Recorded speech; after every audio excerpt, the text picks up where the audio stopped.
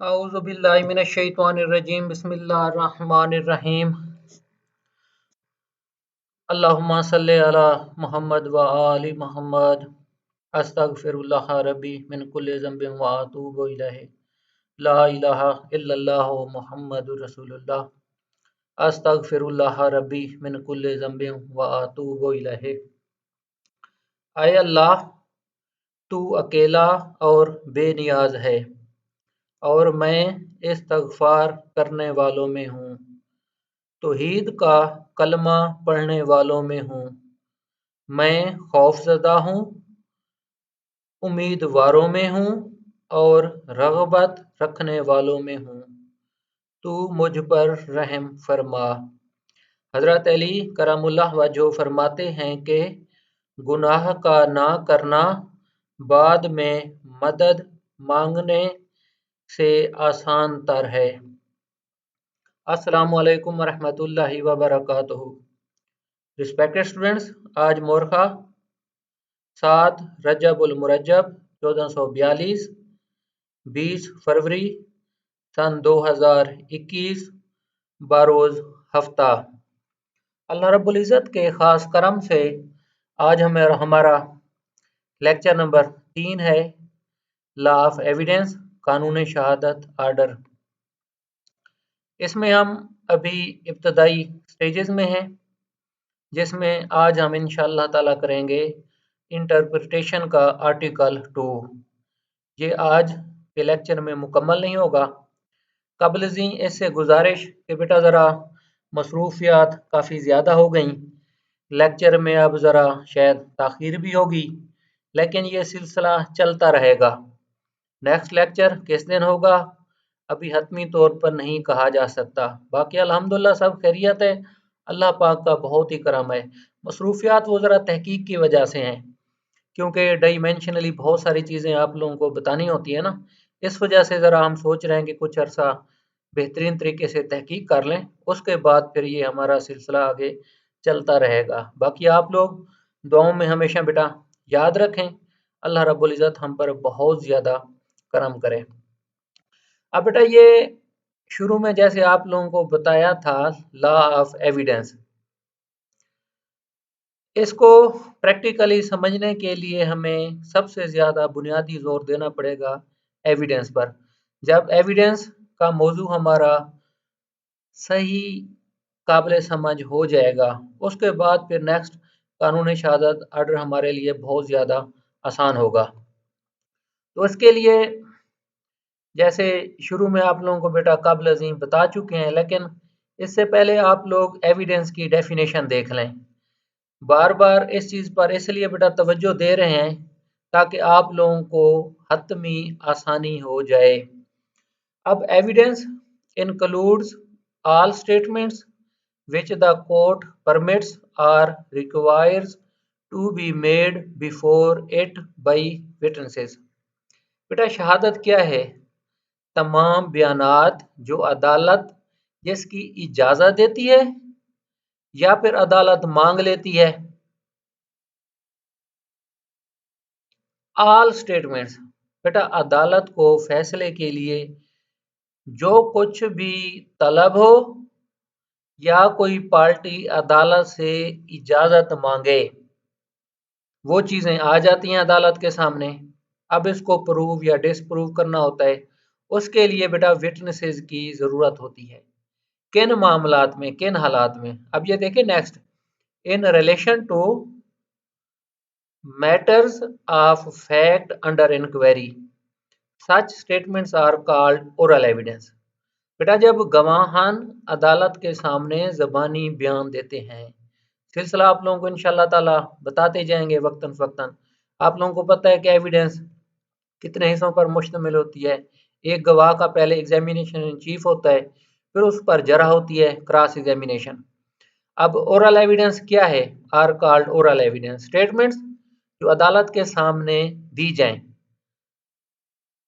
किस सिलसिले में, किस बाबत? In relation to matters of fact under inquiry.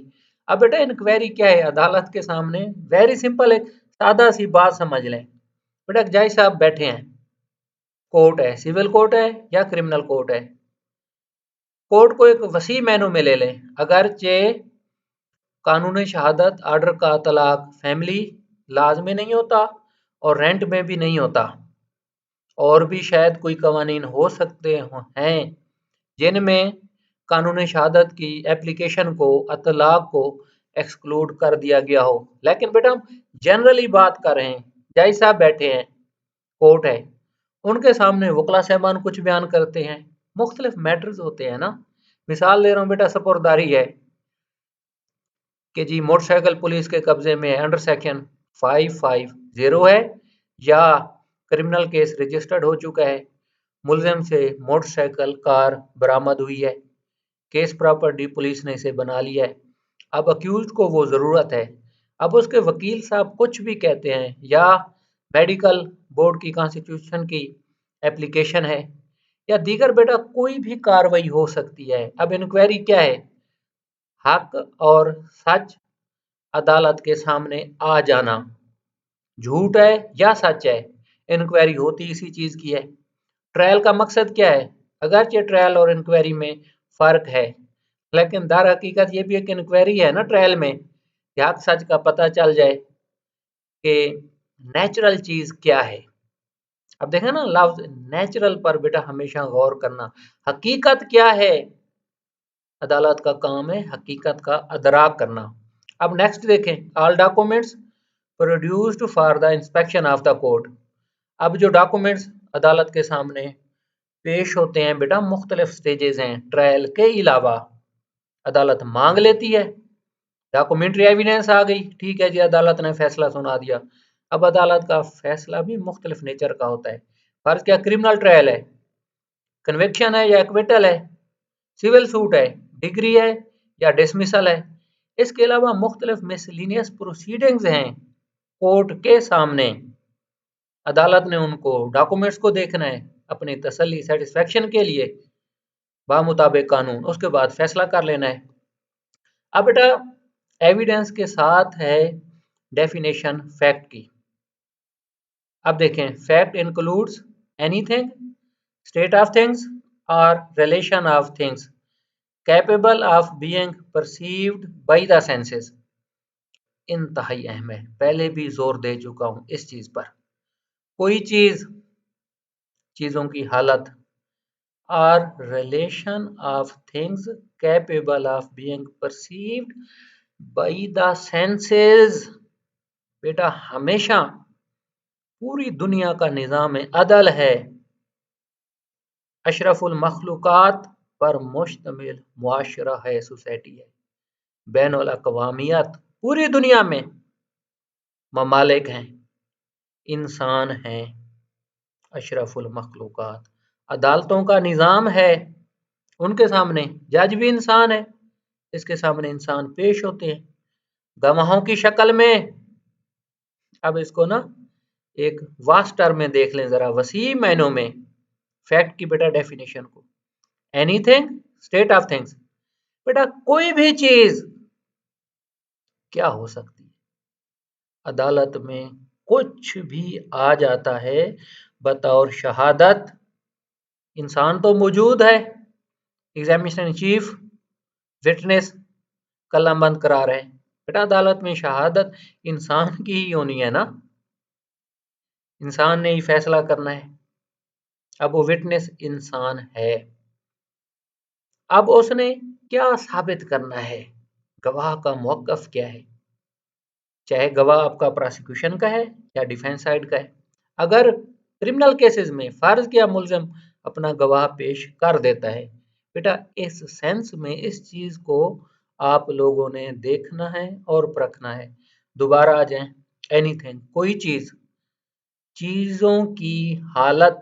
अब कैसे बेटा देखें, फायर लगा किसी इंसान को, अब वो शदीद मजरूब है, फायर करने वाला मुलजिम तो भाग गया, अब इंसान की हालत क्या है। दूसरा, आप चोरी की मिसाल ले लें, घर से मुलजमान अशिया ले गए, अहले खाना सोए हुए हैं, दूसरे कमरे में है, आके देखा, स्टेट ऑफ थिंग्स क्या है, लड़ाई झगड़ा हुआ, मजरूब हो गए, क्या हुआ, डॉक्यूमेंट्स की बाबत कोई फ्रॉड हो रहा है, स्टेट ऑफ थिंग्स क्या सामने आ रही है। अब नेक्स्ट चलें, relation of things capable of being perceived by the senses. बेटा अल्लाह रब्बुल इज्जत ने इंसान को मुख्तलिफ सेंसेस दी हैं। कॉमन सेंस क्या है? सोचने, समझने, देखने की सलाहियत, महसूस करने की सलाहियत। क्या देखा, सुना, समझा, इंसान के जहन ने क्या तस्वर पैदा किया हालात से। आवाज सुनी, सिर्फ किसी को नहीं देखा, क्या आवाज जानने वाले की थी या किसी अनजान इंसान के थी, या सिर्फ देखा अपनी आंखों से, सुना नहीं है, या हालात देखकर कुछ समझा। बेटा क्राइम हो सकता है, मुख्तलिफ सूरत हाल हो सकती हैं। अब यही फैक्ट है जो डिपोज करता है, डिस्क्लोज करता है गवाह अदालत के सामने। अब नेक्स्ट आ जाए, any mental condition of which any person is conscious. दिमागी हालत किसी इंसान की, मौके पर क्या हुआ, कत्ल हो गए, लोग जख्मी हो गए, क्या है ये? मेंटल कंडीशन है। गवाह ने क्या देखा, क्या समझा, बेटा सारी चीजें इसमें शामिल हैं। अब इसमें ना मुख्तलिफ मिसालें दी गई हैं। अब आज हमने देखना है दो चीज़ों को। बेटा एविडेंस आप लोगों को बता दिया और फैक्ट भी बता दिया। इसके बाद हम ये नेक्स्ट इंशाल्लाह ताला करेंगे, प्रूव और डिसप्रूव क्या है। अच्छा, ये क्वेश्चन का जो तरीकाकार है ना, बेस्ट जो शुरू से आ रहा है बेटा, जब भी आप रिटन पेपर में किसी सवाल को लेंगे हल करना, फर्ज किया आपका सवाल है, पहले नंबर पे लेते हैं उसको ना बेटा, लॉ के हिसाब से ना ये गुजारिश सुन लें, उस टॉपिक को, मौजू को, फर्ज के एविडेंस का आपका सवाल आ जाता है, पहले स्टैट्यूटरी डेफिनेशन लिख लें, कानून शहादत क्या कहता है। उसके बाद आप ब्लैक लॉ ये डिक्शनरी पर आ जाएं। बेटा ब्लैक लॉ डिक्शनरी दुनिया की अमूमन कानून की बेहतरीन डिक्शनरी है। लीगल, इसके मीनिंग बेहतरीन तरीके से इसकी वजाहत की गई है। उसके बाद आप केस लॉ डेफिनेशन पे आ जाएं, अगरचे थोड़ा सा मुश्किल होता है केस लॉ को याद रखना, साइटेशन को, लेकिन बेटा ये मार्क्स आपके मैक्सिमम आते हैं। एग्जामिनर पर ये जो चेकर होता है ना, उस पर ये एक बेहतरीन ये आ जाता है, उसका एक इमेज बन जाता है कि ये स्टूडेंट ने तैयारी बेहतरीन की है। केस लॉ डेफिनेशन बेटा आप लोगों को जैसे पहले बता चुका हूँ कि आप इसमें, हालांकि केस हमने अच्छे तरीके से डिस्कस पहले किया हुआ है, लेकिन आप इसमें आ जाएं, केस लॉ डेफिनेशन, एविडेंस क्या है। बेटा मुख्तलिफ आज तक एविडेंस की मैंने डेफिनेशन पढ़ी हैं, लेकिन इससे बेहतरीन डेफिनेशन आज तक मैंने नहीं पढ़ी। अब देखें ना, evidence in legal parlance means confirmation, attestation, authentication, corroboration, demonstration, proof, substantiation, validation, verification, ये सारी चीजें क्या हैं? एविडेंस है। मकसद क्या है? एनेबलिंग अ जज टू एक्ट अपॉन इट। बेटा जो कुछ गवाह बयान कर रहे हैं, क्या अक्ल सलीम इसको मानती है, क्या हकैक इसको मानते हैं, कि जज इस बात को तस्लीम करे, उसके बाद वो फैसला दे दे। बेटा उसके बाद आप आ जाएं, थोड़ा सा ये ब्लैक लॉ डेफिनेशन आपको बताता हूँ, और कुछ थोड़ी सी चीज़ें जो लर्निंग के पॉइंट ऑफ व्यू से हैं वो आप लोगों को बता देते हैं। बेटा ये अब एक ये आप लोगों के सामने स्लाइड है, इंशाल्लाह ताला की सलाह भी किसी वक्त भेज दूंगा। बेटा ये इंडिया की सुप्रीम कोर्ट का फैसला है, Hari Prasad versus state of Karnataka. अब जज का फैसला क्या है, रीजंस हैं। जज साहब ने दावे को डिसमिस किया या खारिज किया, मुलजिम को एक्विट किया या कन्विक्ट किया। अब ये देखें बेटा, एविडेंस का ताल्लुक है रीजंस से, आर्गुमेंट से। चीज बोल नहीं रही, फैक्ट्स जो कुछ बयान किए गए, क्या जो मुस्तगीस अपना मौकफ, बेटा कंप्लेनेंट अपना वर्शन जो कोर्ट में बयान करता है, 302 है ऑफेंस, कत्ले अमद या कोई और है, क्या उसके पास जो सपोर्टिंग विटनेसेस हैं या कंप्लेनेंट अकेला ही सिंगल विटनेस है, मिसाल दे रहे हैं बेटा कि जी मर्डर हुआ, डेड बॉडी है, उसका पोस्टमार्टम है, फिर डॉक्टर साहब की एविडेंस है, पंजाब फोरेंसिक साइंस के डॉक्यूमेंट्स हैं जो मुख्तलिफ अदवार में भेजे गए इन्वेस्टिगेशन के दौरान, जो कुछ भी हुआ। अब क्या रीजंस ऐसी हैं बेस्ट के कंप्लेनेंट के मौक़िफ़ को तस्लीम करके अक्यूज को डेथ पेनल्टी दी जाए? बेटा ये जो इंडिया की ना सुप्रीम कोर्ट का ये कुछ मेरे पास अल्हम्दुलिल्लाह थे कलेक्शन अच्छे केसेस की मुख्तलिफ मौज़ूआत पर, ये रीजंस की ना बेस्ट जजमेंट आज तक मुझे मिली है। किसी केस लॉ में रीजंस को डिफाइन किया गया हो कि रीजंस की जुडिशियल सिस्टम में क्या अहमियत है। अब देखें ना, reasons introduced clarity and order, कि जब जज साहब फैसला देंगे तो क्लैरिटी होगी इन एन ऑर्डर, उसके लिए बेस्ट रीजंस होनी चाहिए। बेस्ट रीजंस हैं जब आपने केस को सही समझा, एविडेंस को का एनालिसिस सही किया। क्या बेटा रीजंस हैं, एविडेंस का एनालिसिस आपने सही किया। जज साहब का फैसला है ना, गुड जजमेंट, गुड ऑर्डर। फर्ज किया है लर्नड मजिस्ट्रेट साहब हैं, ट्रायल कोर्ट है, civil court, up to the Supreme Court of Pakistan, फैसला इंटैक्ट रहता है। कोई भी दरमियान की अदालत, हमारी लर्नड डिस्ट्रिक्ट कोर्ट है, कोर्ट ऑफ सेशन है, ऑनरेबल हाई कोर्ट है, या including supreme Court of Pakistan, वहाँ फैसला जो हम कहते हैं ना सादा अल्फाज में, फैसला नहीं टूटा। क्या रीजंस बेस्ट थी? रीजंस बेस्ट क्यों थी? जब एविडेंस का एनालिसिस सही हुआ, जब एविडेंस दुरुस्त ली गई अकॉर्डिंग टू लॉ, उसे सही समझा गया,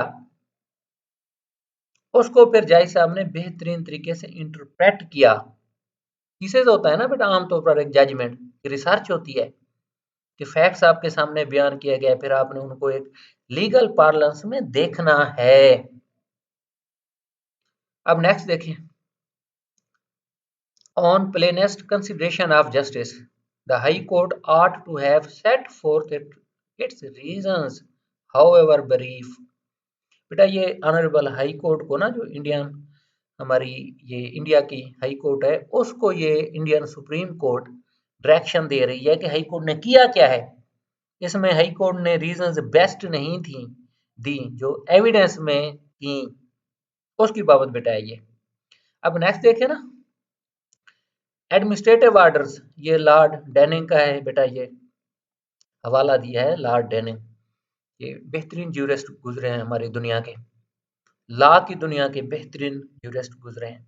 अब क्या है, failure to give reasons amounts to denial of justice. Reasons are live links between the mind of the decision taker to the controversy in question and the decision or conclusive or conclusion beta sorry conclusion arrived at। reasons substitute subjectivity by objectivity। देखे ना बेटा, ये अल्लाह रब्बुल इज़्ज़त गरीक रहमत करे sir Naeem Arshad साहब को, बेस्ट बात करते थे। फरमाते थे कि अक्सर बतौर डिसीजन सहन जज मुख्तलिफ फैसले करते थे, कह रहे थे कि मेन चीज़ आप असल पकड़ लें कि जी आपने डिग्री करना है या खारिज करना है, मुल्जिम को सजा करनी है या बरी करनी है। मेन पॉइंट 2-3 आप लिख लें, असल पॉइंट, आपका फैसला हमेशा इंटैक्ट रहता है। आप लंबा क्यों करें जजमेंट को, शॉर्ट जजमेंट हो, बेस्ट रीजन हो उसमें। और ये बेटा रीजन हमेशा एविडेंस से ली जाती है, जज एविडेंस से बाहर नहीं जा सकता, अमूमन एक हमारा कानून है। इसको ना जरा अच्छे तरीके से बेटा देख लीजिएगा, ये उसकी ना रीजंस की सारी अहमियत बताई गई है। स्पीकिंग ऑर्डर के कौन सा होता है जो बेस्ट रीजन हो, जिसमें एनालिसिस एविडेंस का बेस्ट हो उसमें। अब किसी मेरे भाई या बहन ने पूछा था कि सर 5 W's कौन से हैं, बेटा उनको आप ये देख लें, 5 W's and 1 H question. Who was involved, यही है ना एविडेंस बेटा, इसी चीज की है। अब प्रोसिक्यूशन कहती है कि फलां इन्वॉल्व था, आपने 5 W's को देखना है, हु वाज इन्वॉल्व्ड, कंप्लेनेंट तो कह रहे जी फलां इन्वॉल्व है, अब डिफेंस साइड कहती है कि जी फलां इन्वॉल्व नहीं है। इसी पर जज की एविडेंस, जज साहब ने जो एविडेंस देखनी है ना, इसी पर फैसला आना है। ये भी पॉइंट शामिल है बाकी पॉइंट्स के साथ। व्हाट हैपेंड, हुआ क्या है, कत्ल हुआ। कि भाई आप पहले ये तो देखें कि हुआ है कत्ल, क्या कत्ल की एविडेंस है। बेटा वो कुछ ऐसे फर्ज, क्या मैं आपको मिसाल देता हूँ, बच्चा अगवा हो जाता है या खातून, नहीं मिलता, इधर उधर से कंप्लेनेंट पता करता है, कहते हैं जी मर्डर हो गया, फलाने मर्डर कर दिया, आज तक नाश नहीं मिल रही। अब वो लोग एफआईआर करा देते हैं, नॉमिनेटेड अक्यूज होते हैं, उसी में है, कंप्लेनेंट साबित करने है ना कि कत्ल हुआ है या नहीं हुआ। बेटा ये ना बड़े कम्प्लेक्स फैक्ट्स बाज़ औक़ात आ जाते हैं, काफ़ी सारे जजमेंट्स हैं। अब व्हेन डिड इट हैपन, कब हुआ, अगर हुआ है तो कब हुआ, टाइमिंग, बेटा इसकी भी हद से ज़्यादा अहमियत है। वेयर डिड इट हैपन, कहाँ हुआ, crime scene, scaled site plan बेटा बनाया जाता है। जो हमारा 302 का केस है ना, उसमें सेटल्ड रूल्स हैं पुलिस रूल्स के मुताबिक। पटवारी बनाता है या नक्शा नवीस बनाता है, उसका ना एक एक मीटर का वो डायग्राम बेहतरीन तरीके से स्केल से बनाया जाता है, जिसमें फासला तक लिखा होता है कि जी जिस बंदे ने फायर किया, जिसको फायर किया, इनके दरमियान फासला कितना था, गोलियां कहाँ जाके गिरी। अच्छा, व्हाई डिड इट हैपन, क्यों हुआ, मोटिव, इंतहाई अहम चीज। हाउ डिड इट हैपन, कैसे हुआ। बेटा इनको हमेशा, हालांकि ये मैंने थोड़ा सा ये रिसर्च वर्क किया है ना, ये बेसिकली इसके हैं जर्नलिज्म के बेसिक क्वेश्चंस हैं ये, 5W1H। बेटा ये बेसिक लर्निंग के हैं। जर्नलिस्ट होते हैं ना जो खबर देने वाले, वो इन चीज़ों को मद्देनजर रखते हैं अक्सर, लेकिन ये बेटा 5W1H ये बेसिक है हमारे लर्निंग के, ला के, इसको आप जहन में हमेशा रखिएगा। अब लॉजिक देखें, एविडेंस क्या है, सारा लॉजिक है। रेलिवेंसी जो हम नेक्स्ट इंशाल्लाह ताला चलाएंगे इसको 69 तक आर्टिकल तक, रेलिवेंसी ऑफ फैक्ट्स क्या है, क्या ये लॉजिकल है, इसी पर सारा ये चलेगा। Seeming natural, reality, sensible, reasonable. अब देखें ना, follow the rules of logic in which ideas और facts are based on other true ideas और फैक्ट्स, अ लॉजिकल आर्गुमेंट। बेटा ये हैं हमारी बेसिक चीज़ें। एविडेंस को अल्हम्दुलिल्लाह आप लोगों को आज सिर्फ तारुफ है, उसके बाद प्रूफ डिसप्रूफ पर हम जाएंगे, फिर इंशाल्लाह ताला इसकी काइंड्स और यही तरतीब जारी रहेगी। अगेन आखिरी दफ़ा गुजारिश करूंगा बेटा, नेक्स्ट लेक्चर का कोशिश करूंगा इसी तरह थोड़ा थोड़ा वक्त देता रहूं, लेकिन पक्की बात नहीं है कब होगा। बाकी आप लोग मेरे लिए दुआ कीजिएगा, अल्लाह रब्बुल इज़्ज़त हम सब लोगों का हमियो नासिर हो। बेटा इसको ना, जो आजकल अगर आप लोगों को फरागत मिल जाएगी, उसमें आप लोगों से ये गुजारिश है कि जो हमारे लेक्चर्स हैं ना क्रिमिनल जुडिशियल सिस्टम पर, एपिटाइजर पर और एविडेंस पर, बल्कि इसमें चैनल में ना सारे अच्छे तरीके से दिए गए हैं। इन फरागत के लम्हात में बेटा आप लोग इनको सुन लीजिएगा, इंशाल्लाह ताला आप लोगों को हर चीज़ की बेहतरीन तरीके से समझ आ जाएगी, ताकि आप लोगों का वक्त ज़ाया ना हो। इन गुजारिशात के साथ बेटा इजाज़त चाहूँगा। अस्सलामु अलैकुम वरहमतुल्लाहि वबरकातुहू।